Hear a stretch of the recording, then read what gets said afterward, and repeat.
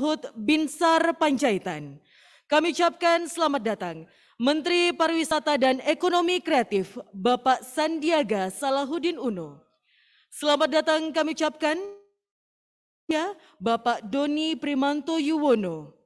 Selamat datang Kepala Lembaga Kebijakan Pengadaan Barang Jasa Pemerintah Bapak Abdullah Azwar Anas. Selamat datang Pelaksana Tugas Gubernur Sulawesi Selatan Bapak Andi Sudirman Sulaiman.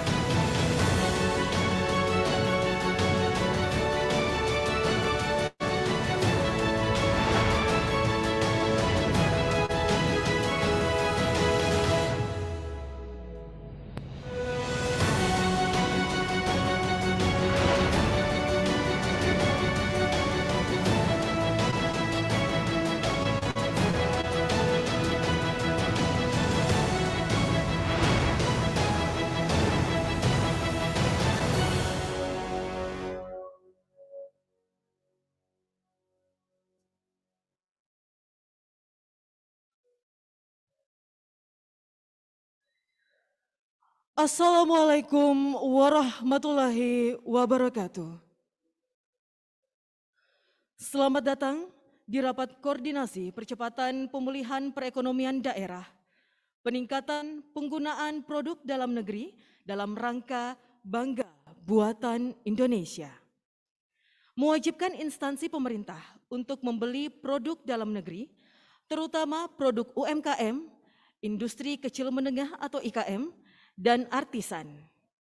Hal ini sejalan dengan inisiasi pemerintah Indonesia dalam peningkatan pembelian dan pemanfaatan produk dalam negeri sekaligus menyukseskan program Bangga Buatan Indonesia, kebijakan peningkatan pembelian dan penggunaan produk dalam negeri dalam rangka Bangga Buatan Indonesia dengan tema Perkuatan Inisiasi Nyata melalui inovasi dan sinergi untuk pemulihan ekonomi.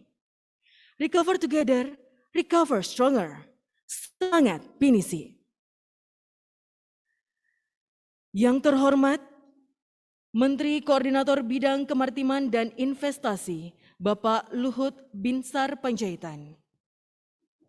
Yang kami hormati, Menteri Pariwisata dan Ekonomi Kreatif, Bapak Sandiaga Salahuddin Uno.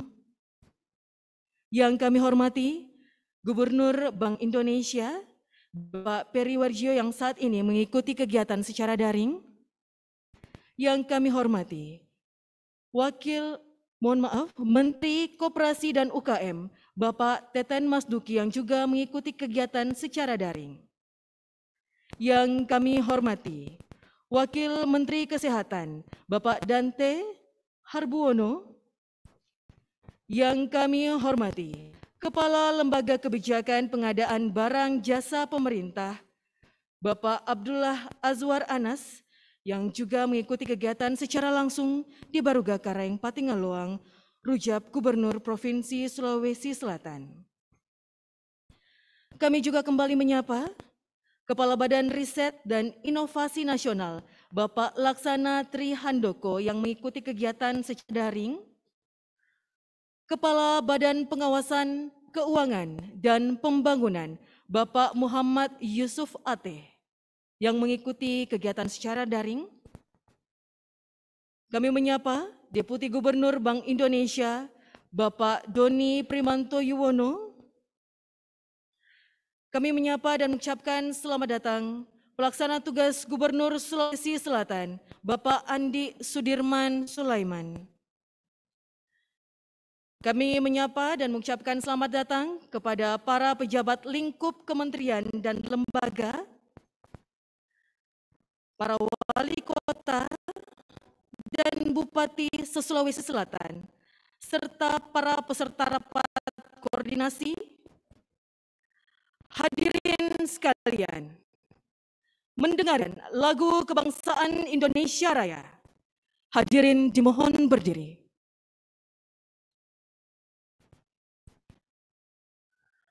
Hadirin mendengarkan lagu kebangsaan Indonesia Raya.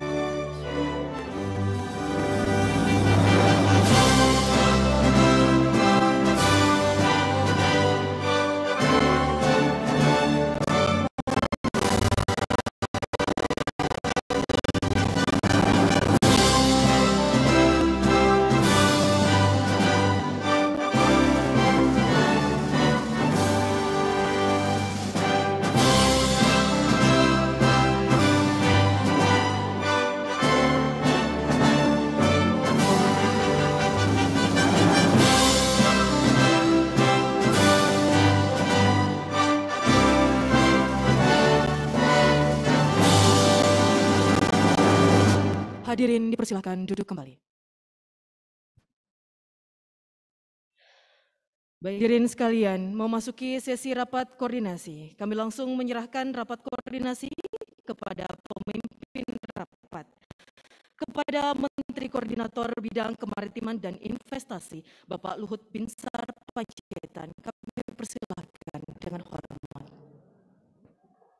Assalamualaikum warahmatullahi wabarakatuh, Bapak Gubernur yang saya hormati, Bapak Menteri Sandiaga Uno dan semua hadirin yang berbahagia, yang daring maupun yang ada di sini. Saya senang sekali bisa bertemu Bapak Ibu sekalian, teman-teman Bupati, Wali Kota, yang kita melakukan rapat koordinasi pembelian dan pemanfaatan produk dalam negeri dalam rangka Bangga Buatan Indonesia. Ini saya kira rapat yang sangat penting karena kita ingin menyatukan semua potensi kita untuk membawa Indonesia ini lebih bagus lagi ke depan. Saya ada share slide kepada Bapak Ibu sekalian. Ini kalau kita data, bisa slide-nya? Ya, next slide. Jadi kalau kita lihat data di depan ini, belanja pegawai ini ada sebesar 419 triliun. 3 itu belanja barang dan jasa 340 dan juga belanja modal 191 triliun. Jadi ini angka yang cukup besar sekali untuk membangun ekonomi kerakyatan. Jadi tadi saya info Bapak Gubernur bagaimana nanti universitas-universitas juga di Makassar ini atau di Sulawesi Selatan ini atau di mana saja itu untuk menjadi bagian daripada membangun produk-produk bidang teknologi. Jadi tadi Pak Menteri Pariwisata juga Pak Sandiaga Uno juga berpikir yang sama. Dan kita semua harus berpikir sama supaya anak bangsa ini juga menjadi tuan di negerinya. Jadi kita jangan impor barang saja, tapi membuat barang itu dalam negeri. Dan itu dibenarkan oleh undang-undang.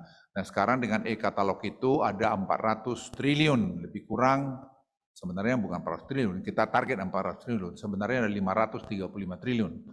Jadi kalau ini sama-sama kita lakukan, ini saya kira akan bawa dampak yang luar biasa. Nah, belanja pengadaan pada 413 Pemda di luar Jawa, Bali mencapai 313 triliun. Jadi kalau Bapak Ibu sekalian melihat ini di Sulawesi Selatan, itu saya tidak tahu persis angkanya berapa puluh triliun. Kalau itu nanti Pak Gubernur dengan Pak Bupati, Ibu Bupati bisa dikelola dengan baik, itu saya kira akan membangun industri-industri di sini dan membuat penelitian-penelitian di sini dan akan menciptakan lapangan kerja, ciptakan pajak dan seterusnya. Tujuan utama ini adalah percepatan pemulihan ekonomi daerah melalui aksi afirmasi dari Pemda untuk membeli produk dalam negeri sebesar 200 triliun melalui purchasing dan tendering 2022. Sekarang nanti kita dengar daring dari Pak Anas bagaimana yang akan dilakukan. Dan ini akan diresmikan oleh Presiden kira-kira tanggal 78 ini. Kami masih menyiapkan semua data-data ini dan ini bagian sosialisasi juga kepada teman-teman Bupati Wali Kota dan tentu Bapak Gubernur sendiri. Nah, 3 prinsip utama aksi afirmatif bagi produk dalam negeri seperti tertera di slide ini. Belanja pemerintah daerah wajib untuk produk dalam negeri termasuk belanja barang dan jasa. Jadi wajib wajib hukumnya. Oleh karena itu, saran saya tadi juga Pak Gubernur, nanti mungkin rapat dengan teman-teman Bupati dan Wali Kota, tolong diajak anak-anak kita dari universitas itu untuk mereka menciptakan karya-karya apa yang digunakan untuk bidang teknologi untuk kepentingan pembangunan di daerah. Ini saya kira penting supaya kita jalan. Jika ada import, ya kalau memang ada import yang belum bisa dibuat, maka harus itu secara bertahap harus dibikin targetnya berapa lama itu bisa digantikan. Dan itu kita tantanglah anak-anak kita di sini yang muda-muda untuk berkarya. Nah, Pemda ini yang mengusulkan impor harus menyampaikan kebijakan program dan langkah pengurangan impor tersebut sampai dengan 5% pada 2023. Jadi kita semua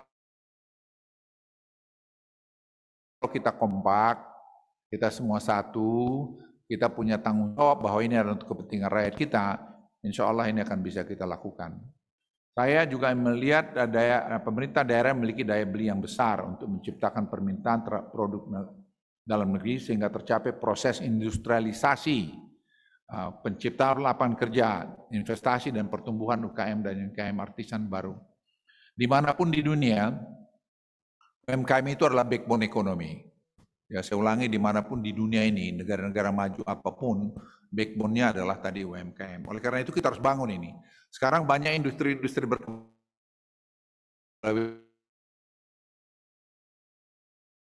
UMKM. Tadi ide brilian dari gubernur, misalnya mereka mau ada relinquish satu tempat, itu tadi saya sudah bicara juga sama dan kebetulan Presiden sudah mengiyakan, tadi teknis saya bicarakan kepada Kementerian SDM untuk tadi memberikan privilege kepada daerah untuk mereka dapat mengelola itu. Nah, itu sampai nanti UMKM juga dilibatkan, universitas juga anak-anak kita yang belajar itu pun dilibatkan sehingga membangun semua aura untuk membangun bersama-sama. Kewajiban penggunaan produk dalam negeri diatur dalam undang-undang. Saya kira bisa dibahas semua peraturan perundang-undangan itu sudah ada. Jadi sampai kepada perpresnya semua sudah ada. Jadi tidak ada aturan yang tidak ada. Kita saja yang selama ini lalai. Ya, saya ulangi, lalai tidak menggunakan, tidak mengimplementasikan tadi peraturan perundang-undangan tadi. Optimalisasi e-tendering dan e-purchasing itu kita bisa lihat di slide ini. Realisasi belanja triliun rupiah. Saya kira bisa dilihat angka-angka ini dan ini saya kira perlu kita terus kejar. Realisasi belanja Pemda melalui penjadian tahun 2022 per 7 Februari 2022 dalam triliun rupiah. Nah, ini Bapak Ibu sekalian, dampak daripada 400 triliun ini kalau kita bisa belanjakan dalam negeri itu akan setara dengan pertumbuhan ekonomi kita 1,71%. Ini yang dihitung oleh Badan Pusat Statistik kita. Kemarin Saya bicara dengan Pak Margo, saya beri assignment pada beliau 2 minggu yang lalu untuk coba menghitung ini. Jadi sebenarnya di negeri kita ini Bapak Ibu sekalian banyak sekali inefisiensi. Nah, seperti contoh tadi Pak Gubernur melaporkan direct call dari Makassar, itu membuat ekonomi Makassar lebih bagus lagi. Itu kami putuskan kira-kira waktu 4 tahun yang lalu atau 5 tahun lalu, masih gubernurnya Pak Sarwo Limpo. Waktu itu beliau minta Pak ini, dan saya karena selama ini barang itu dikirim ke Surabaya atau ke Jakarta itu menjadi cost lagi. Sekarang kita bikin direct call, itu akibatnya sekarang ekonomi di Makassar ini tambah bagus. Nah, banyak hal-hal semacam ini akan kita perbaikin ke depan, dan sekarang sedang berjalan. Kami sudah mengidentifikasi masalah dan semua sekarang kita jalankan. Semua kita bikin airport itu seaport airport digitalized. Dengan digitalized tadi itu korupsi akan kurang, efisiensi akan lebih meningkat. Dan kita akan lebih kompetitif lagi menghadapi negara mana saja di keliling kita. Tadi juga saya sampaikan pada pidato saya, cost kita di pelabuhan itu masih 26%, jadi seperempat. Padahal negara-negara sekitar kita itu sudah 13%. Nah, kita menargetkan supaya bisa nanti 17%. Saya dorong 16% pada tahun 2024. Jadi Bapak Ibu sekalian, kita semua bisa lakukan kalau kita bersatu, kompak. Karena ini urusannya adalah tadi teamwork, bagaimana tadi kita mensinergikan semua pekerjaan kita ini. Studi kasus 1 kalau saya contoh, karena saya ada datang ini, Duta Besar Amerika ke saya, dan dia bilang, kenapa kalian barang-barang luar negeri dari e-katalog? Saya bilang kita niru kalian. Ya, Presiden eksekutif order dari Presiden Amerika Biden sebutkan ini, saya bilang. Dia memerintahkan untuk pakai produk Amerika. Ya kalian bikin ya kita bikinlah. Gitu. Nggak omong lagi dia. Jadi kita harus berani sampaikan itu. Dan mereka, saya sampaikan tidak ada negara maju itu, Bapak Ibu sekalian, yang ingin negara berkembang jadi negara maju. Saya ulangi ya, tidak ada pengalaman saya. Negara maju itu pengen negara berkembang jadi negara maju. Dia mau kita sapi perasaannya dia. Makanya kita paksakan dan Presiden memutuskan kita melakukan hilirisasi dan kita stop tadi ekspor raw material kita supaya itu berkembang di dalam negeri. Dan itu sekarang berjalan. Dan bersyukurlah sekarang daerah-daerah di daerah Indonesia Timur ini sudah perimbangan dengan Jawa Sumatera, sekarang jadi mungkin tinggal 60-40 atau 55-45 ekonominya. Saya pikir dalam mungkin 5-10 tahun ke depan, ekonomi di Indonesia Timur ini bisa lebih bagus daripada ekonomi di Sumatera, kalau Sumatera itu tidak melakukan juga tadi perbaikan efisiensi di sana-sini. Nah, ini juga tujuan utama untuk meningkatkan investasi pada industri lokal. Di Amerika sama, kita juga tiru dia. Memberi penghargaan pada perusahaan melakukan pekerjaan dengan bermartabat dan hormat. Memberikan preferensi harga. Dan ini semua kita sedang kerjakan sekarang, akan kita sebut apa itu tadi challenge standard. Challenge standard tadi itu adalah barang-barang yang akan kita coba kompetisikan desainnya, kemudian nanti pemerintah akan memilih mana yang paling bagus, kemudian kita dorong untuk melakukan pilot project. Dan itu kemudian kalau berhasil kita masukkan e-katalog. Dan di e-katalog itu harganya itu bagi undang-undang, baik peraturan pemerintah, itu bisa sampai 25%. Itu saya pikir perlu afirmasi dilakukan supaya industri-industri UKM kita itu maju terus ke depan. Jadi keberpihakan ini harus jelas, konkret kita lakukan, asal kita lakukan yang benar. Itu sebabnya tadi BPKP kita libatkan di sini. Nah, kalau Anda lihat studi kasus ini afirmatif Kementerian Kesehatan, ini saya kira berjalan luar biasa. Jadi sekarang dulu kita impor hampir 80% alat kesehatan, sekarang kita mengimpor itu mungkin sudah kurang, mungkin kita sudah bisa produksi 40-50%. Ini banyak anak-anak muda Indonesia, ada Nusantik, di mana saya dorong dulu Nusantik ini hidup. Sekarang Nusantik ini salah satu leading dalam bidang farmasi seperti ini. Masa Nusantik hanya di Jawa, masa nggak bisa Nusantik di Makassar? Makassar, Indonesia Timur ini banyak sekali anak pintar. Jadi saya minta nanti Pak Gubernur bicara sama Pak Rektor, sama dekan-dekan Fakultas Teknik untuk ini kan. Seterusnya potensi obat-obatan Indonesia seperti ini dan seterusnya. Dan terakhir tindak lanjut afirmasinya seperti ini. Jadi Pemkat dan seterusnya juga tadi kita bekerja sama semua. Jadi kalau ini kita lakukan, saya pikir akan bisa jalan baik. Jadi saya titip pada Bapak Gubernur, pada Pak Gubernur dan juga para bupati, karena bupati itu adalah ujung tombak kita. Nanti sampai semua kerja. Kita kerja harus dengan hati, Pak. Tidak bisa kita kerja ini karena aku partai ini, tidak. Partai Anda boleh, tapi kalau udah bicara untuk urusan rakyat itu kita partainya Republik Indonesia. Itu saya titip betul. Karena kalau kita tidak begitu, kita tidak bisa maju, Pak. Nanti kita dorong-dorongan. Lagi kalau kita sudah berbicara kepentingan rakyat kita adalah Partai Republik Indonesia untuk membuat rakyat Indonesia sejahtera. Itu pengantar dari saya persilakan Menteri Sandiaga Uno. Baik, terima kasih Pak Menko. Bismillahirrahmanirrahim. Assalamualaikum warahmatullahi wabarakatuh. Salam sejahtera bagi kita semua, Pak Menko, Pak Gubernur, Pak Doni, para peserta rapat. Saya singkat saja. Tindak lanjut dari rakor tanggal 15 Februari, mungkin ada beberapa slide ini yang bisa kita share, bahwa kami dan Kementerian Koperasi dan UKM akan memantau, dan Gernas BBI ini, saya ini terlibat dalam pemberdayaan UMKM hampir 20 tahun, tapi Gernas BBI ini adalah mungkin program komprehensif yang paling konkret untuk para UMKM. Saya sudah mendapat testimoninya mulai dari Indonesia bagian Barat sampai Indonesia bagian Timur, bahwa Gernas BBI ini adalah betul-betul menyentuh kebutuhan masyarakat. Pembiayaannya diberikan solusi, juga kalau kita lihat adalah digitalisasinya, onboardingnya. Jadi ini lintas kementerian lembaga. Saya ucapkan terima kasih Bapak Gubernur BI dan jajarannya, Pak Doni. Nah, kami akan pastikan UKM, IKM, artisan untuk tayang di e-katalog dan toko daring, karena ini adalah bagian daripada mereka masuk ke dalam ekosistem ekonomi digital. Nah, berita baik tadi dari Pak Menko mengenai e-katalog, sebetulnya saya memiliki pengalaman waktu di DKI, bahwa ini memotong begitu besar mata rantai daripada proses pengadaan. Jadi ini game changer, Pak. Jadi kalau kita putuskan seperti ini, tadi Pak Menko bilang 400 triliun untuk 1,7% additional growth of GDP ini, dan kalau kita kalikan 1,7% itu mungkin jutaan lapangan kerja baru yang tercipta. Nah, ini kita harus betul-betul pantau, dan saya siap Pak Menko beserta jajaran akan koordinasikan kembali dengan LKPP.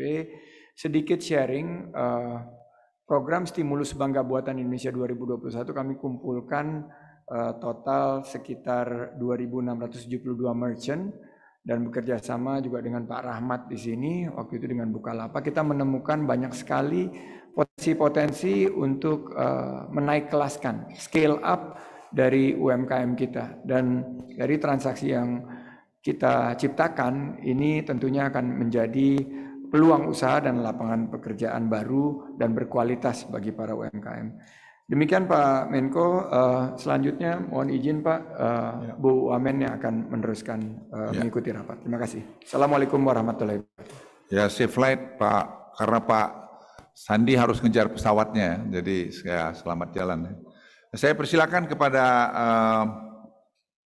Pak Azwar Anas untuk menyampaikan paparannya. Saya silakan Pak Azwar.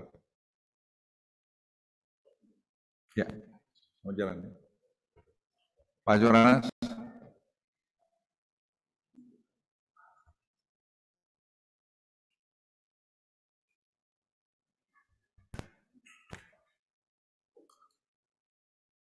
Panas ada?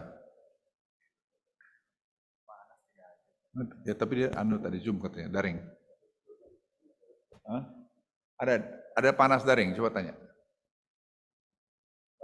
Kalau tidak ada, saya persilakan kalau gitu di Pak Teten ada di udara. Ini Pak. Silakan. Baik, terima kasih. Assalamualaikum warahmatullahi wabarakatuh. Selamat siang Pak Menko, terima kasih Pak sekalian kami hormati. Langsung saja ke slide, mohon disiapkan teman-teman di sana. Pertama Bapak sekalian kami hormati. Ya Pak Anas, silakan Pak Anas ya. Oh baik, terima kasih. Ya. Pak Menko yang kami hormati, teman-teman mungkin di lokasi Suaranya langsung. kurang keras ya, bisa dikerasin ya. Halo, bisa Ya. jelas? Udah paten suaranya. Oke, baik, terima kasih Pak Menko. Oke.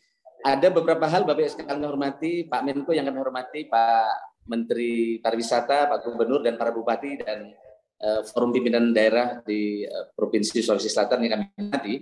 Langsung saja ke slide teman-teman.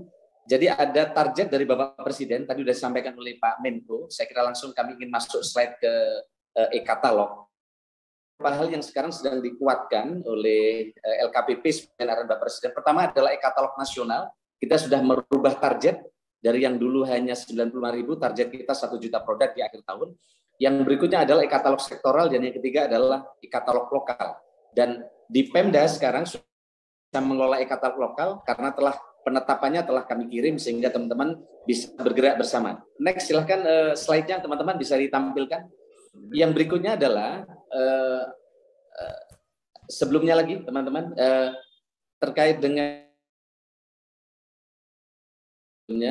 sebelumnya lagi ya sebelumnya lagi.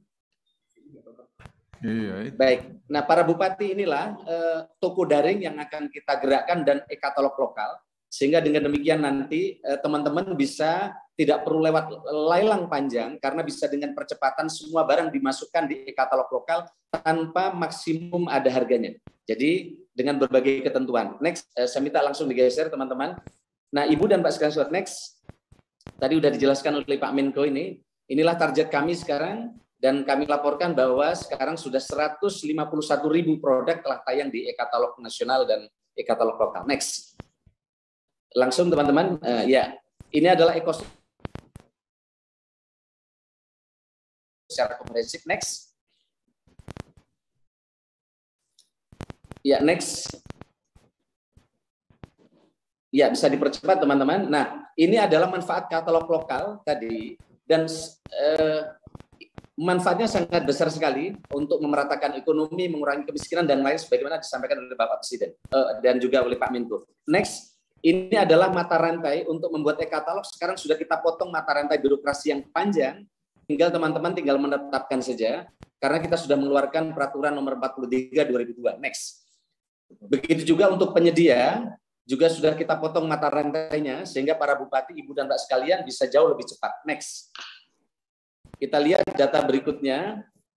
Ini adalah tugas dan kewenangan kepala daerah terkait dengan e-katalog lokal. Tinggal 4 item saja bisa langsung jalan. Next. Nah, dulu prosesnya panjang yang merah ini. Sekarang tinggal pendek yang hijau ini sehingga prosesnya bisa langsung bekerja untuk teman-teman di daerah, para bupati, para gubernur dan wali kota. Next. Nah, ini tadi disampaikan oleh Pak Menko, 40% sebagaimana Perpres nomor 12/2021 wajib dibelanjakan. Nanti akan diukur sebagaimana Pak Menko, Pak Ateh akan terlibat BPKP seluruh Indonesia untuk mendampingi melihat apakah sudah dibelanjakan atau belum yang 40% ini untuk UMK. Next. Next. Bisa dipercepat. Nah, ini adalah data sirup 62% dari teman-teman di seluruh Indonesia. Jadi terpantau di perencanaannya apakah bupati dan gubernur menggunakan perencanaan untuk penggunaan dalam negeri. Inilah yang akan diminta oleh Pak Menko dan Bapak Presiden secara real time. Sewaktu-waktu kami diminta melaporkan dan ini secara real time kami untuk gunakan pengambilan kebijakan di pusat. Next. Nah, ini adalah potret profil pengadaan nasional. Tadi sudah disampaikan oleh Pak Menko. Next. Profilnya seperti ini. Nah, ini adalah untuk wilayah Jawa, Bali, dan luar Jawa. Untuk belanja 413 Pemda di luar wilayah Jawa dan Bali, itu ada 76,2% dari seluruh Pemda memiliki 313 triliun. Dan ini sangat penting yang menurut arahan Pak Menko tadi untuk kita ukur belanjanya. Next. Nah, ini adalah penyedia dan pagu di tahun 2022. Next.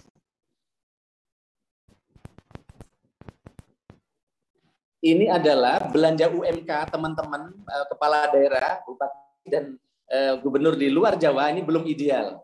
karena berdasarkan rata-rata pengisian sirup 53%, rata-rata persentase alokasi untuk UMK belum sampai 40%, baru 18%. Next.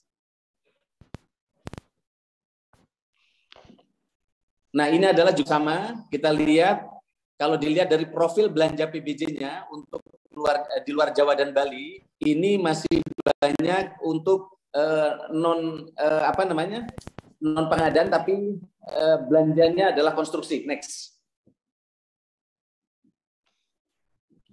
Next. Ini sebagai gambaran saja bahwa datanya sudah sangat lengkap kami miliki bagaimana profil belanja di luar Jawa. Next. Nah, ini adalah 10 Pemda Provinsi wilayah Sumatera, Kalimantan, Sulawesi, Nusa Tenggara, Maluku. Orientasi kami untuk mendorong PDE-nya ke depan bisa ditingkatkan. Next.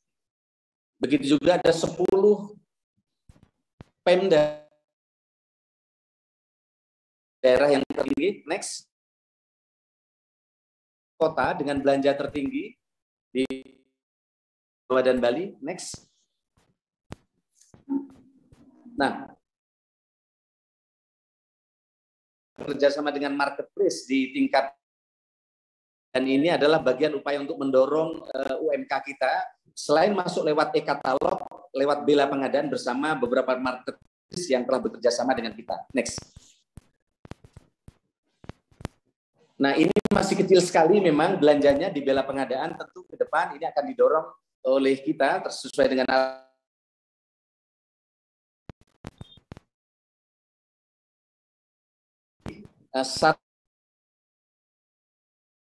tadi, Bapak Ibu segera memasukkan perencanaannya di, sehingga dari situ kita bisa memantau perencanaan dari awal dan juga pembelanjaan Bapak Ibu, karena nanti terkait dengan Pak Mendagri, sebagaimana penekanan dari Pak Menko, akan ada sanksi bagi mereka yang tidak belanja sampai 40%. Next. Ini adalah saran, jadi Pak Menko, kemudian Kemendagri dan LKPP besok akan menandatangani surat edaran untuk penurunan dalam negeri, termasuk sanksi yang nanti akan ada di surat edaran ini. Kemudian Pemda untuk membentuk tim khusus menugaskan dinas terkait dengan target penambahan terukur, misalnya per tahun 500 UKM untuk dimasukkan. Kemudian Pemda mewajibkan seluruh, utama belanja ATK untuk UMK dan produk dalam negeri ini akan sangat luar biasa. Kemudian Pemda perlu mempercepat pembentukan katalog lokal karena EKPP telah menetapkan. Yang terakhir, Pemda perlu menambahkan layanan pendaftaran penyedia SPSI dan sikap di mall pelayanan publik, termasuk pendaftaran UMKM lain-lain. Next. Ini adalah rekomendasi saya bisa kita kerjakan bersama. Nah, jika kesulitan, ini kami sudah siapkan kontak person Pak Bupati, wilayah Ibu dan Pak sekalian. Jadi ada wilayah Barat, wilayah Timur, dan juga terkait dengan wilayah Sumatera, dan juga wilayah Sulawesi. Bapak Ibu tinggal kontak person ini untuk mendapatkan penjelasan jika ada kesulitan. Begitu juga next, kami juga menyiapkan konsultasi, klinik konsultasi. Arahan Pak Menko, kami menyiapkan klinik konsultasi seminggu 2 kali, setiap hari Selasa dan Rabu untuk Zoom. Jam 13 sampai jam 14, kemudian Rabu juga sama, sehingga teman-teman bisa masuk ke kendala-kendala terkait dengan pengadaan lewat e-katalog dan toko daring. Kami kira ini Pak Menko yang bisa kami sampaikan. Matur nuwun, terima kasih. Terima kasih Pak Anas. Jadi saya kira teman-teman sekalian sudah mendengarkan penjelasan dari Pak Anas tadi. Ya tentu masih banyak detail nanti yang bisa ditanyakan. Dari kontak personnya sudah beritahu dan Pak Gubernur di sini juga sudah melihat. Ayo kita jalan semua sama-sama. Jadi teman-teman Bupati dengan Wali Kota, saya mohon dimanfaatkan kesempatan ini untuk membuat daerahnya masing-masing lebih baik lagi. Saya persilakan Pak Teten. Baik, Pak Menteri, ya, silakan. Halo, Pak Sandi, Pak Doni, dan Pak Anas, dan juga para teman. Pertama-tama, saya mengucapkan terima kasih telah kami di sini. Kita tahu ekonomi Indonesia banyak digerakkan oleh kekuatan domestik, yaitu belanja pemerintah dan juga belanja rumah tangga Indonesia yang sebelum pandemi di atas 50%. Nah, karena itu gerakan BBI, gerakan belanja bangga buatan Indonesia menjadi sangat relevan untuk memperkuat ekonomi UMKM. Tahun depan saya kira juga ekonomi global akan melemah, permintaan dunia akan melemah, dan karena itu saya kira sudah tepat gerakan BBI yang dirancang Pak Luhut yang sekarang menjadi kebijakan afirmasi untuk menyerap produk ke lokal, baik untuk kebutuhan belanja barang dan jasa pemerintah, lembaga dan daerah, dan juga saya kira konsumsi masyarakat.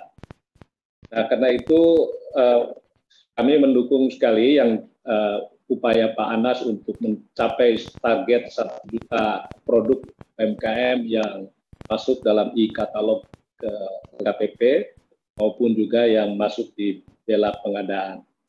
Selain itu juga penting Pak Luhut ditekankan kembali karena animo untuk onboarding di e-katalog itu selama ini masih lemah kalau tidak ada kewajiban KL dan daerah untuk membeli, termasuk juga penting untuk dukungan pembiayaannya untuk bisa memproduksi dari UMKM yang kebanyakan mereka tidak memiliki modal yang cukup banyak. Nah, selain itu juga tender ini juga penting, saya kira selain yang e-katalog, ada tender yang juga perlu ditekankan, ada kemitraan antara usaha besar dengan UMKM dalam tender-tender pemerintah. Nah, kami juga mengembangkan kerjasama dengan BUMN, di mana UMKM menjadi rantai pasok ke BUMN, kami sudah ada 9, dan juga kami kerjasama dengan swasta ya untuk menyerap produk UMKM, misalnya seperti jaringan hotel, jaringan retail. Nah, untuk UMKM, untuk produk pasar global, ya, kami sekarang sedang mengembangkan ini khusus untuk produk-produk UMKM kita yang berbasis teknologi atau ada inovasi teknologi untuk masuk pasar global. Termasuk juga kami kerjasama dengan INA Produk ya, untuk menyiapkan e-katalog produk-produk UMKM yang siap masuk pasar domestik maupun global. Barangkali itu Pak Luhut yang ingin saya sampaikan. Terima kasih. Oke, terima kasih Pak Teten. Saya persilakan Pak Yusuf Ateh supaya BPKP ini itu juga melindungi bapak-bapak dan ibu-ibu wali kota bupati dari karena nanti akan bisa silakan Pak Teh.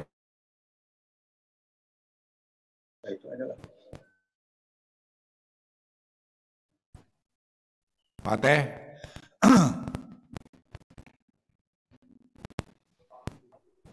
Siap, sudah Pak. Assalamualaikum warahmatullahi wabarakatuh. Yang kami hormati Pak Menko, Bapak-Bapak Menteri, Bapak-Bapak Kepala Lembaga, para Gubernur, Bupati, Wali Kota atau yang mewakili, dan rekan-rekan kami BPKP Pak di seluruh Indonesia yang di luar Jawa Bali. Terima kasih atas kesempatannya Pak Menko. Jadi seperti yang disampaikan oleh Pak Menko bahwa sebenarnya ini adalah program besar, program nasional, bagaimana gerakan Bangga Buatan Indonesia ini. Jadi tujuan utama daripada P3DN ini sebenarnya adalah bagaimana kita harus utamakan barang dan jasa pemerintah. Berdasarkan beberapa permasalahan dalam implementasi P3DN pada Kementerian Lembaga, hasil pengawasan kami di tahun lalu 2021, sertifikasikan sebagai hal yang nanti akan kami perbaiki dalam pengawasan ini adalah dari aspek kebijakan, misalnya belanja untuk UMKM,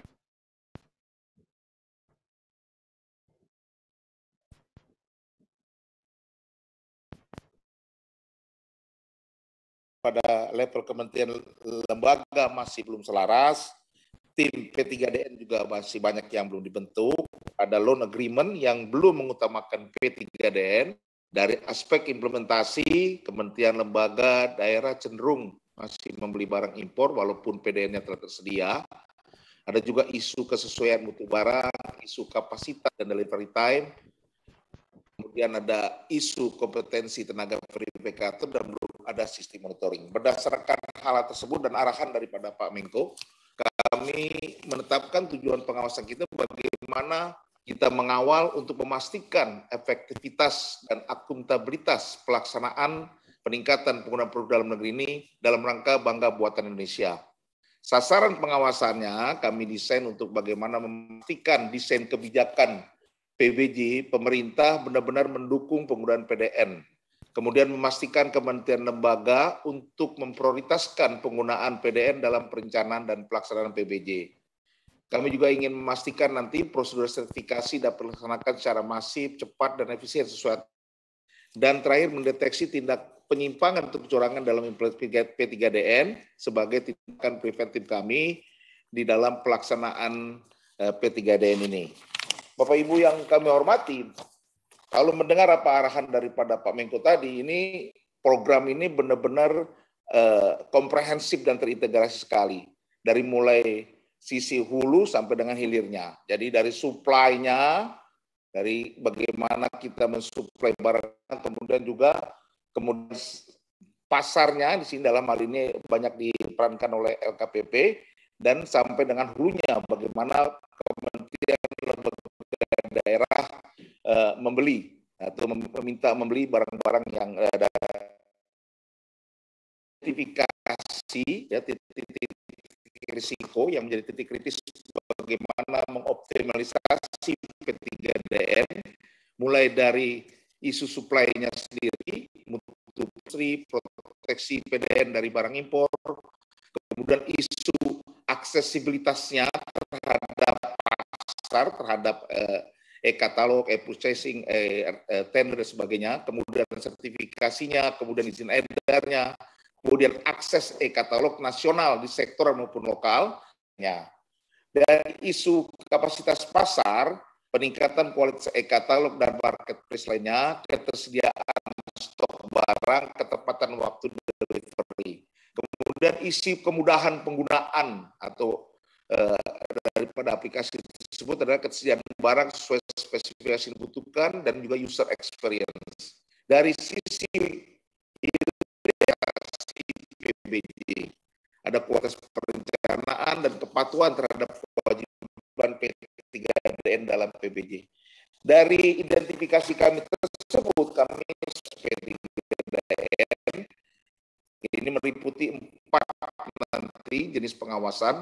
Dari aspek kebijakan, kami akan melakukan evaluasi oleh instansi terkait benar-benar dalam rangka mendorong optimalisasi P3DN. Nanti bisa dari Penperin, dari LKPP, kemudian juga dari kementerian lembaga lainnya seperti tadi UMKM atau juga Kementerian Perdagangan dan sebagainya yang terkait. Dari sisi aspek implementasinya nanti kami akan melihat review kepatuhannya, tingkat kepatuhan daripada kementerian, lembaga, Pemda dan lain-lainnya di dalam memenuhi ketentuan untuk menggunakan produk dalam negeri. Dan juga kendala yang dihadapi, nanti bisa kami bantu untuk bisa menyelesaikan hal-hal kendala barangkali kalau ada ditemui di lapangan di dalam pelaksanaan kebijakan tersebut. Dari aspek mekanisme LKPP, kami nanti akan melakukan evaluasi kebijakan dan data analitik efektivitas, penilai efektivitas e-tender, e-katalog yang semuanya diarahkan untuk mendorong optimalisasi P3DN. Dan dari sisi risiko fraud, kami akan melakukan fraud risk assessment untuk melihat profil risikonya dan memitigasi risiko sehingga bisa benar-benar mencegah terjadinya penyimpangan-penyimpangan di dalam pelaksanaan PBJ ini. Bapak Ibu sekalian yang kami hormati, seperti yang kita ketahui benar ini, ruang lingkupnya tadi sangat besar. Ada 88 KL yang kami nanti masuki dan 500 lebih Pemda yang akan kami lakukan pengawasan. Sehingga besar sekali dan satu-satunya jalannya harus pengawasan ini nanti akan kita lakukan secara teknologi informasi. Namun demikian, ini memerlukan nanti interkoneksi dan interoperability dari kesemua Bapak Ibu sekalian dan juga akses daripada data-data Bapak Ibu sekalian. Karena itu pada kesempatan ini kami mohon nanti bantuan dan kerjasama dari Bapak Ibu semua agar program yang baik ini benar-benar bisa kita laksanakan secara baik melalui pengawasan-pengawasan yang kami lakukan dalam rangka membantu Bapak Ibu sekalian dan juga menjaga agar ini bisa berjalan secara akuntabel dan efektif. BPKP Bapak Ibu sekalian menyediakan helpdesk di pusat dan perwakilan sebagai wadah koordinasi dan konsultasi bagi seluruh manajemen dari pimpinan Bapak Ibu sekalian dan para aktif di Kementerian Lembaga Daerah. Jadi dari tadi instruksi-instruksi arahan Pak Menko, Pak Kepala LKPP, nanti apabila Bapak Ibu ingin melakukan implementasinya dan ada keraguan atau ada hal yang mau ditanyakan, bisa ditanyakan di perwakilan BPKP di tempat masing-masing Bapak Ibu sekalian, yang saat ini juga hadir di dalam sosialisasi ini. Kami juga akan laporkan bahwa hasil pengawasan kami ini nanti akan kami laporkan secara berkala setiap 3 bulan, dan laporan pertama kami akan sampaikan pada triwulan kedua sebagai feedback dalam perbaikan kebijakan-kebijakan supaya harmonis dan benar-benar bisa mendorong program ini dan implementasi P3DN di lapangan, supaya semua peraturan-peraturan yang sudah ada benar-benar bisa dilaksanakan secara baik, efektif, efisien, dan akuntabel. Demikian Pak Menko yang bisa kami sampaikan dalam kesempatan ini. Terima kasih. Assalamualaikum warahmatullahi wabarakatuh. Terima kasih Pak Teh. Jadi saya minta teman-teman Pak Bupati dan Wali Kota, tadi saya kira sudah mendengar penjelasan dari Pak Teh. Ini saya tolong nanti disosialisasikan sama teman-teman yang lain. Di sini ada perwakilannya BPKP maupun e-katalog. Saya kira detail nanti Pak Gubernur saya usul supaya diajak mereka bincang-bincang. Jadi kita tahu rule of engagement ya, aturan mainnya, sehingga tidak ada nanti kita membuat kesalahan dari situ. Saya persilakan Deputi Senior Gubernur BI, silakan. Bismillahirrahmanirrahim. Assalamualaikum warahmatullahi wabarakatuh. Selamat siang dan salam sejahtera buat kita semua. Yang terhormat Bapak Luhut, Bapak Menko, Bapak Menteri, Pak Sandi, juga Pak Teten. Kemudian yang terhormat Pak Andi Sudirman, Gubernur Sulawesi Selatan, dan Bapak Ibu sekalian yang tidak bisa saya sebut satu persatu. Terima kasih Pak Luhut kesempatannya buat kami, dan tentunya Bank Indonesia sebagaimana yang disampaikan Pak Gubernur pada sambutan, intinya kami sangat mendukung maupun wisata di Indonesia. Tadi Pak Gubernur mengatakan ada 3 inisiasi.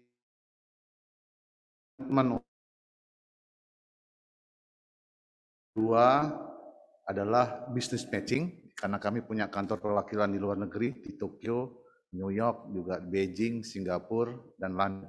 Jadi ini kami selalu nanti akan membawa teman-teman yang UMKM ke sana. Dan yang ketiga tentunya tadi literasi untuk generasi muda agar bangga buatan Indonesia. Pak Luhut, kalau diperkenankan, kami ini melihat Makassar ini suatu kota yang hebat karena dia masuk ke dalam suatu ASEAN Smart Cities. Nah, selain DKI dan Banyuwangi. Nah, sehingga rasanya Pak Gubernur Sulawesi Selatan, saya ingin hari ini sebagai salah satu smart city. Nah, ini jadi tadi Pak Luhut tadi sangat tepat. Tentunya kita kembali, kan kami akan mengusulkan untuk konsentrasi ke e-government, ekonomi, dan e-literacy. Tadi Pak Luhut sudah memberikan contoh e-government, ekonomi, itu contohnya adalah e-katalog. Jadi ini adalah salah satu yang kami akan dorong terus Pak Luhut dan Bapak Ibu sekalian. Nah, inilah yang akan kami kerjakan ke depan, dan slide berikutnya, di slide 3 kami ingin menggambarkan, walaupun terlalu kecil Pak Luhut dan Bapak Ibu sekalian, di e-ekonomi mendukung GBBI kami akan terus fokus ya ke digital farming, kemudian onboarding UMKM juga kita akan melakukan e-commerce ke ekspor dan terus kita dorong, dan si Apik. Nah, si Apik ini sebenarnya nanti kayak Kris Pak. Si Apik itu ada suatu aplikasi yang UMKM itu kan biasanya tidak punya laporan keuangan yang baik. Ini semacam aplikasi. Nah, bagusnya nih aplikasi nanti mereka input jual beli dan lain sebagainya itu terrecord di data si Apik kami, sehingga itu menjadi scoring buat bank-bank. Nah, ini yang nanti si Apik akan bisa dilihat bank-bank sebagai bagian dari skor ya, untuk bisa memberikan kredit, termasuk kris UMKM. Jadi kris UMKM ke depan Bapak Ibu sekalian, bukan hanya sekedar alat bayar, tapi dia akan merekam kredit scoring UMKM sehingga kita menyediakan hal-hal ini untuk mendorong UMKM. Nah, kemudian pada slide berikutnya kami melihat beberapa hal yang akan kami kerjakan apabila nanti Makassar ini Smart City ya. Jadi yang pertama ingin kami sampaikan di dalam tata kelola e-government, kita punya sekarang yang baru, Bapak Ibu sekalian, Pak Gubernur dan Bapak Bupati dan Wali Kota, kan kita pernah punya yang namanya TPID, Pak. Tim Pengendalian Inflasi Daerah, di mana Bank Indonesia saat itu merasa bahwa inflasi itu bukan dari demand side, tapi dari supply side, yaitu dari pasokan, distribusi, dan itu berhasil. Karena seluruh kepala daerah aware terhadap inflasinya, dia menjaga. Nah, sekarang kami ingin munculkan TP2DD, Tim Percepatan Perluasan Digital Daerah, di mana kami berharap semua transaksi APBD, baik penerimaan maupun pengeluaran, dilakukan secara elektronifikasi. Intinya sekarang semua pengeluaran sudah elektronifikasi, tapi penerimaan belum, gitu ya. Ini yang mungkin salah satu hal yang kalau bisa kita elektronifikasi, income masuk, governance terjaga. Nah, ini yang kami akan dorong sehingga indeksnya terus akan kami dorong, termasuk kami melihat di Bank Indonesia ternyata bansos dalam keadaan pandemi ini itu merupakan salah satu alat bisa untuk meningkatkan konsumsi. Sehingga kami melihat kami harus mencari jalan agar bansos itu sampai kepada tangannya. Sehingga kami akan bikin 4.0, maksudnya 4.0 itu Pak, pakai lapas saja bisa, pakai kris dan lain sebagainya bisa. Jadi inilah yang nanti akan kami dorong, dan tentunya peran yang lain yang dilakukan yang sebagaimana transformasi ekonomi yang disampaikan oleh Pak Gubernur Bank Indonesia, kami akan konsisten terus mendorong UMKM onboarding dengan mendorong kris juga, dan tentunya city branding buat Sulawesi Selatan. Kita akan berada di kris itu di seluruh lokasi wisata. Dan yang kemudian ada lagi yang kami bentuk itu namanya RIRU, Pak, Regional Investment Relation Unit atau RIRU. Nah, ini sudah Pak Luhut kami laporkan di Sulawesi Selatan dengan Gubernur, kita sudah punya website yang namanya Pinisi Sultan. Jadi ini nanti proyek-proyek yang ada di Sulawesi Selatan ini akan kami masukkan dalam website, clean and clear, bisa dilihat oleh investor baik domestik dan luar negeri. Sehingga kami mendorong Bapak Ibu Kepala Daerah kalau ada clean and clear project bisa dimasukkan di dalam website ini. Sehingga ini salah satu hal yang showcase lah untuk daerah Sulawesi Selatan. Dan kemudian kalau boleh slide terakhir Bapak Ibu sekalian, Pak Luhut dan Bapak Ibu sekalian, ini adalah beberapa quick win yang kami kemarin ketemu, dan ini masing-masing untuk Sulawesi Selatan ada untuk Kemendagri, Kemenkominfo, kemudian Kemenperklab, dan ini beberapa quick win yang kami dapat, kami dengar dari teman-teman di Sulawesi Selatan. Tentunya tugas kami di Bank Indonesia yang nomor 4, Pak Luhut dan Bapak Ibu sekalian, kami punya quick win sampai akhir kemarin 2021 ini baru 2,6 penduduk Sulsel yang menggunakan kris. Sehingga kami ingin terus mendorong edukasi digital kepada seluruh pengusaha yang ada di Sulawesi Selatan di 24 kabupaten kota. Dengan demikian kami akan berani untuk mencapai target 8% atau 43.000 termasuk 282.000 pengguna baru kris di Sulawesi Selatan. Saya rasa ini nanti Pak Luhut dan Bapak Ibu. Nah, selain itu terakhir kami mendukung Pak e-katalog, kami laporkan di Bank Indonesia juga sudah di-develop e-katalog yang isinya juga produk-produk dalam negeri. Pak Menko, beberapa hal yang bisa saya sampaikan. Sekali lagi Bapak Ibu sekalian, terima kasih. Wassalamualaikum warahmatullahi wabarakatuh. Terima kasih Pak Doni. Saya kira tadi kita dengar penjelasan yang sangat baik. Jadi kolaborasi ini semua institusi, semua kementerian, lembaga, saya kira akan membuat Indonesia ini lebih efisien lagi ke depan. Karena kata efisien ini saya pikir yang kunci yang perlu kita pegang. Yang berpuluh-puluh tahun kita banyak bekerja sangat tidak efisien, dan sekarang dengan era sekarang ini saya ajak kita semua untuk efisien. Bisa kita lakukan itu dengan digital ini. Digitalisasi itu saya kira alat yang paling hebat yang mungkin susah untuk dicurangin. Dan itu juga melindungi kita sendiri semua dari tadi keinginan-keinginan maaf untuk berbuat hal-hal yang dengarkan dari Deksa. Saya minta dulu Pak Wakil Menteri Kesehatan Pak Dante.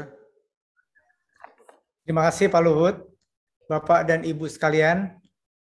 Saya akan menyampaikan hal yang lebih spesifik tentang e-katalog ini, tentang kebijakan dan afirmasi di sektor kesehatan, serta nanti ada beberapa sedikit tentang stunting. Slide berikutnya, pembelian dan penggunaan produk dalam negeri dalam kondisi sektor kesehatan dan upaya peningkatan penggunaan produk dalam negeri serta penanganan stunting di Pulau Sulawesi merupakan topik yang ingin saya sampaikan.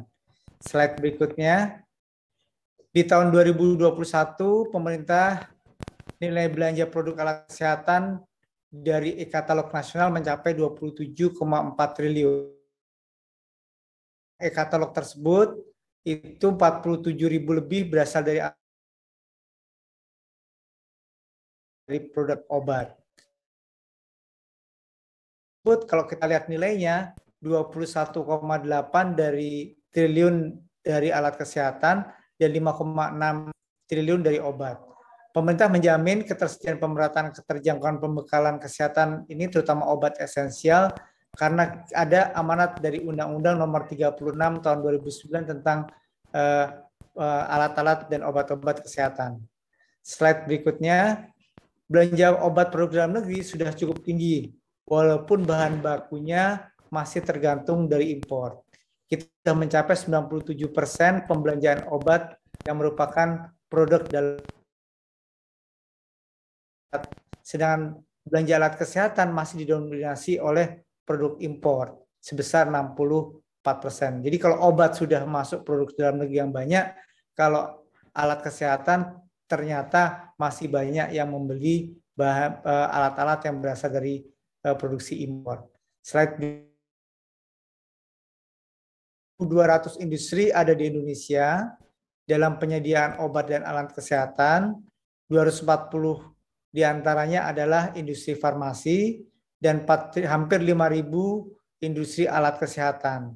Dari 5.000 industri alat kesehatan tersebut, 4.332 masih distributor sayangnya, dan 660 sudah produsen. Jadi sekitar produsennya ini baru sekitar 13% dari 4.992 alat kesehatan. Slide berikutnya. Tahun 2021 telah ada kebijakan preferensi alat kesehatan produk dalam negeri dan menjadi prioritas utama dalam e-katalog.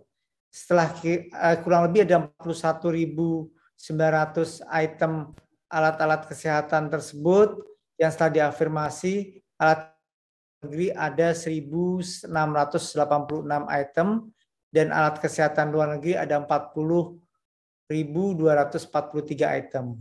Ke depan yang akan kita lakukan adalah mendorong agar item AKD ini lebih besar daripada AKL. Dengan melakukan berbagai macam hal, salah satu diantaranya adalah melakukan freezing dengan melakukan freezing 49 jenis alat kesehatan, ternyata terjadi pengalihan belanja alat kesehatan dalam negeri untuk alat-alat kesehatan. Slide. Prioritas pembelian alat kesehatan dalam negeri telah meningkatkan belanja alkes di e-katalog sebesar 24%. Jadi kalau sebelum data alat kesehatan sebelum e-katalog tahun 2019 itu 12% belanja lokalnya, setelah tahun 2021 kita lakukan freezing dan kita lakukan afirmasi, nilai lokalnya meningkat menjadi 36. Jadi ada selisih 24% yang merupakan impact dari usaha yang kita lakukan untuk melakukan afirmasi tersebut. Slide berikutnya. Data belanja alat kesehatan melalui katalog vertikal tahun 2021 di wilayah Sulawesi, terutama di rumah sakit vertikal ini, lokalnya itu 28%. Ini lebih tinggi pembelanjaan lokal di wilayah Sulawesi ini dibandingkan dengan yang terjadi di Jawa Bali 17% dan Sumatera 16%. Jadi kami cukup bangga juga dengan pemerintah daerah Sulawesi, rumah sakit vertikalnya telah membelanjakan dengan komposisi yang lebih besar daripada dibandingkan dengan beberapa daerah lain. Slide berikutnya. Tapi dari 30 alat kesehatan yang paling banyak dipakai, terdapat 2 jenis yang memang belum mampu diproduksi dalam negeri. Yang lainnya mampu diproduksi dalam negeri. Di antara alat-alat tersebut memang karena teknologinya sedang dilakukan percepatan untuk diadaptasi di dalam negeri, dan nanti mudah-mudahan dalam beberapa tahun ke depan semua 30 alat kesehatan ini bisa diproduksi di dalam negeri. Slide berikutnya.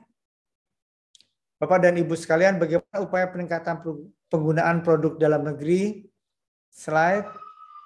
Saat ini baseline kita ada di 18,61% dari penggunaan alat kesehatan di rumah sakit.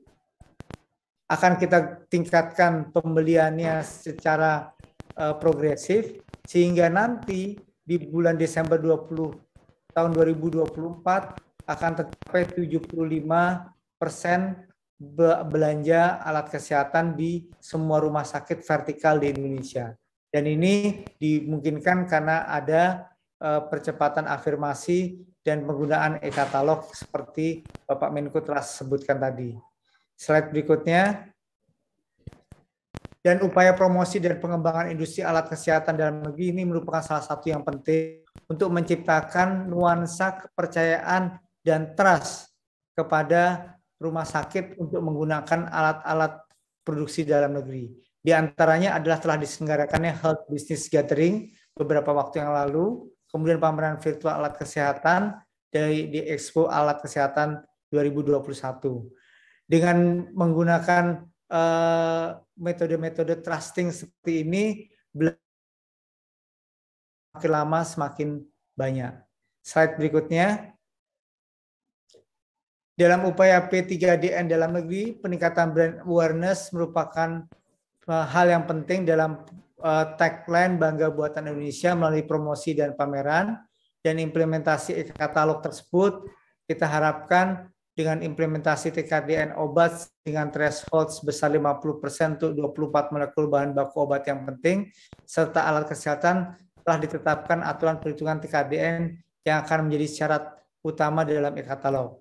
Kewajiban belanja alat kesehatan di rumah sakit yang merupakan roadmap pemerintah 35% tahun 2022 dan nanti tahun 2024 akan mencapai 75%.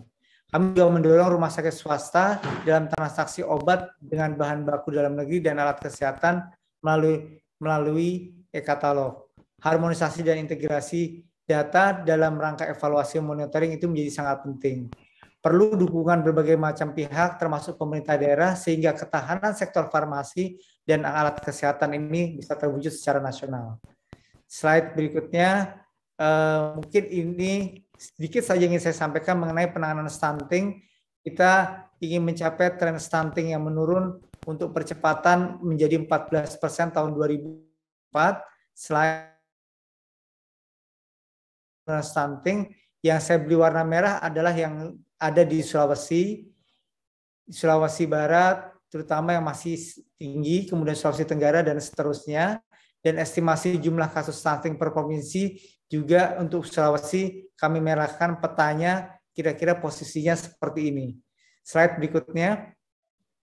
Dan berdasarkan tren prevalensi stunting di Pulau Sulawesi, mudah-mudahan makin lama makin turun. Kelihatan trennya dari riset kesehatan dan survei yang diadakan tahun 2018, 2019, dan 2021, trennya sudah semakin menurun. Slide berikutnya. 10 kabupaten kota dengan stunting tertinggi di Pulau Sulawesi, berdasarkan atas 3 riset 3 tahun tersebut juga memperlihatkan hasil yang modelnya seperti ini. Yang paling tinggi adalah di wilayah Buton Selatan, kemudian beberapa tempat seperti di Pahuwato. Slide berikutnya. Bapak-bapak dan Ibu sekalian, prevalensi stunting di Kabupaten Provinsi Sulawesi Selatan ini modelnya dari prevalensi yang paling tinggi ke paling rendah. Yang paling tinggi masih ada di Jeneponto sebesar 37,9%, dan kita harapkan ini bisa turun nanti secara nasional memberikan kontribusi menjadi 14% tahun 2024.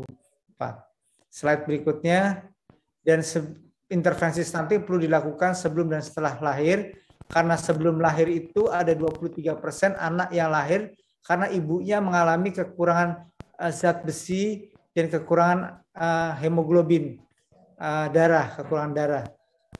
Kemudian setelah lahir, stunting secara signifikan itu terjadi akibat makanan pendamping ASI yang diberikan sejak usia 6 bulan mengalami kekurangan. Ini harus kita lakukan dan kita upayakan bersama sebelum lahir dan setelah lahir untuk menurunkan angka stunting. Slide berikutnya. Dan ini adalah intervensi spesifik dan intervensi spesifik setelah dan sebelum lahir yang menjadi indikator dan akselerasi bersama yang bisa kita lakukan untuk menurunkan angka stunting. Slide berikutnya. Dan 11 program intervensi spesifik menurunkan stunting menjadi prioritas sebelum lahir dan setelah lahir, baik bagi remaja putri, ibu hamil, maupun balita. Slide berikutnya. Pemenuhan alat antropometri atau alat di Sulawesi, kami tunjukkan modelnya seperti ini, dan dibutuhkan bantuan Kemendagri dan Kemendes untuk mengalokasikan dana Pemda untuk pembelian alat antropometri di seluruh posyandu dan di desa. Pembelian alat antropometri ini juga diprioritaskan agar bisa dibeli alat antropometri yang buatan Indonesia, karena itu sudah ada di e-katalog, dan pembelian alat tersebut bisa semakin lama akan menurunkan angka stunting dan mendukung industri alat kesehatan dalam negeri. Slide. Jadi secara kesimpulan beberapa hal penting yang akan kita ini, yang pertama adalah bahwa roadmap kita akan mencapai 75% tahun 2024 mendatang untuk pembelanjaan alat-alat kesehatan, dan perlu dukungan berbagai macam pihak termasuk fasilitas kesehatan milik pemerintah daerah dan upaya belanja sektor kesehatan produksi dalam negeri melalui e-katalog. Untuk stunting, Sulawesi Barat masih menduduki peringkat paling tinggi, diikuti Sulawesi Tenggara yang masuk dalam prioritas stunting. Dalam 3 tahun terakhir, penurunan stunting terjadi di Sulawesi Barat sebesar 6,6%, yang tertinggi, kemudian 3,8%. Kemudian dibutuhkan kira-kira 9.000 alat antropometri yang sudah ada di e-katalog, dan diharapkan pembelian alat antropometri ini bisa dilakukan untuk antropometri yang buatan dalam negeri. Demikian yang bisa saya sampaikan, Pak Menko. Terima kasih atas perhatiannya. Assalamualaikum warahmatullahi wabarakatuh. Terima kasih Pak Dr. Dante. Dari teman-teman bupati semua, kita lihat tadi apa data ini, dan saya kira ke depan kita harus bicara data supaya kita juga menanggulangi masalah di tempat kerja kita masing-masing, tempat kita bertugas, kita perhatikan. Saya minta dari Saudara Chris dari Dexa Group untuk memberikan satu paparan mengenai hasil studi mereka. Terima kasih Pak Menko. Saya minta waktunya ya singkat. Assalamualaikum warahmatullahi wabarakatuh. Selamat siang, salam sejahtera untuk kita semua. Yang terhormat Pak Menko Kemaritiman dan Investasi, Pak Menteri Koperasi dan UMKM, Wakil Menteri Kesehatan, Gubernur Sulawesi Selatan, dan juga Deputi Gubernur BI, dan juga para pimpinan kementerian dan lembaga, baik pemerintah pusat maupun pemerintah daerah. Saya akan coba membawakan mengenai kemandirian obat nasional yang akan saya lihat dari angle yang lain, terutama dalam kaitannya UMKM. Next slide. Nah, kalau kita lihat dari slide sini bahwa potensi obat herbal itu tinggi sekali untuk Indonesia. Kalau kita lihat tadi sesuai dengan slide dari Pak Menko bahwa Indonesia itu mempunyai indeks biodiversitas nomor 2 di dunia. Nomor 1 itu adalah Brazil, nomor 2 Indonesia. Dan kalau kita lihat di sebelah kanan bahwa ekspor obat herbal terbesar di dunia, nomor 1 masih India, ya, kedua adalah China, ketiga Belanda.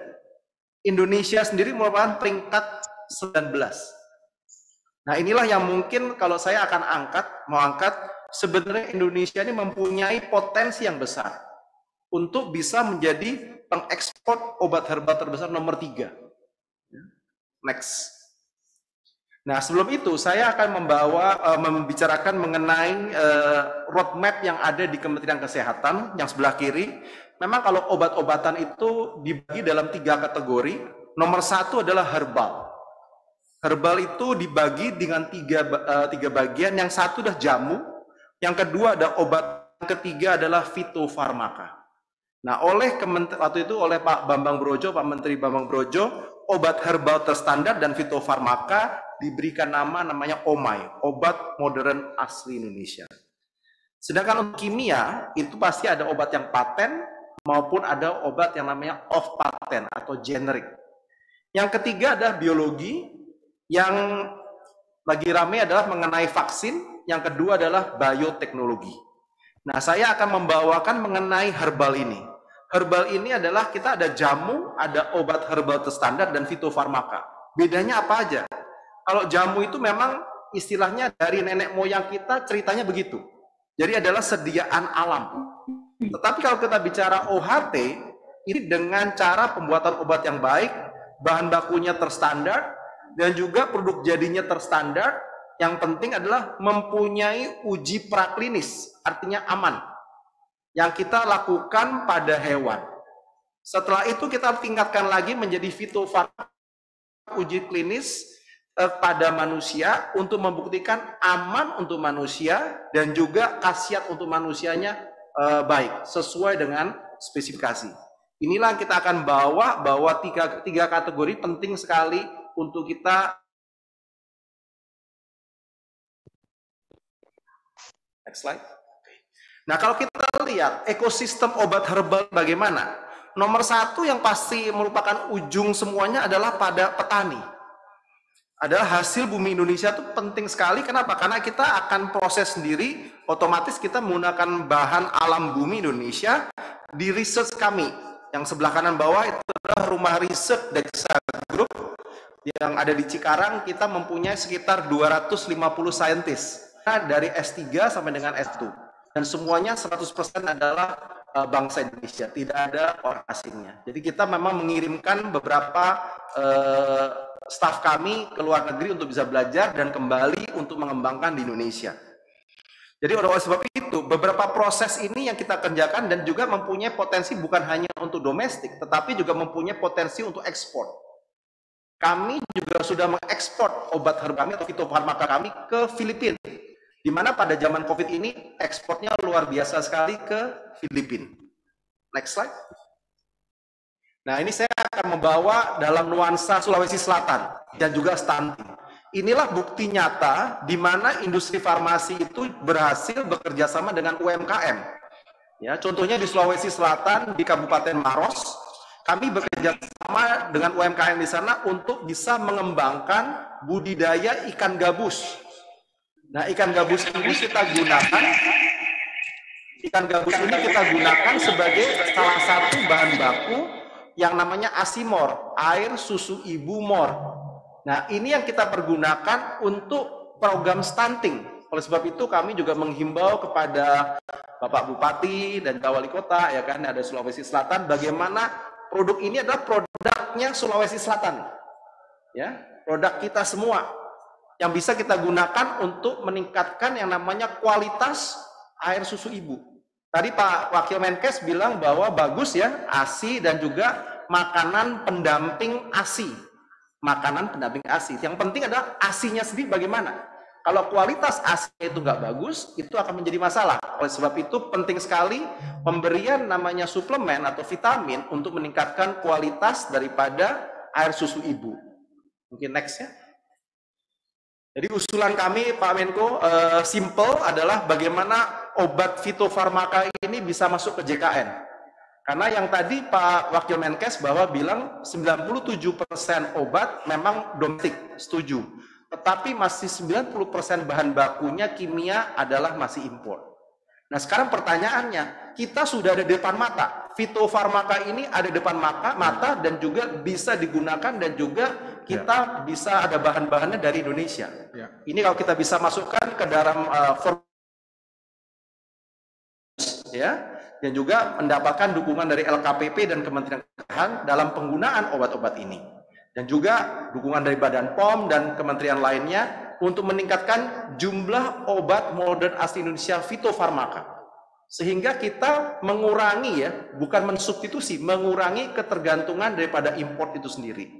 Implikasinya simple, implikasinya luar biasa. Nomor satu, akan terjadi namanya suatu integrasi ekosistem yang baru untuk OMAI dengan UMKM sebagai penyedia bahan baku OMAI. Karena kami tidak bermain di bahan bakunya.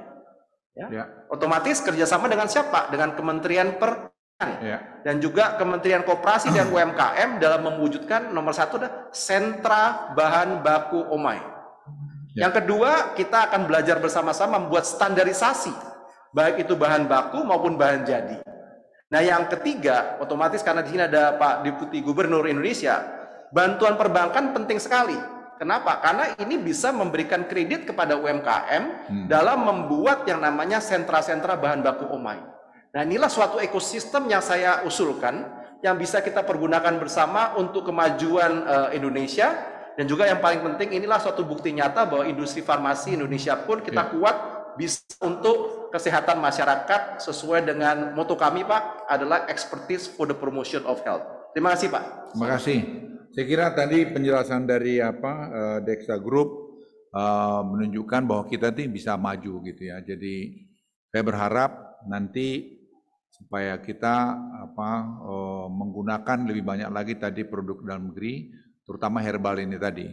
Nah, saya minta pada Kementerian Kesehatan, Pak Dante, tolong itu tentang untuk tim Gerakan Nasional Bangga Buatan Indonesia ini menyangkut masalah medical produk dalam negeri, termasuk tadi herbal ini.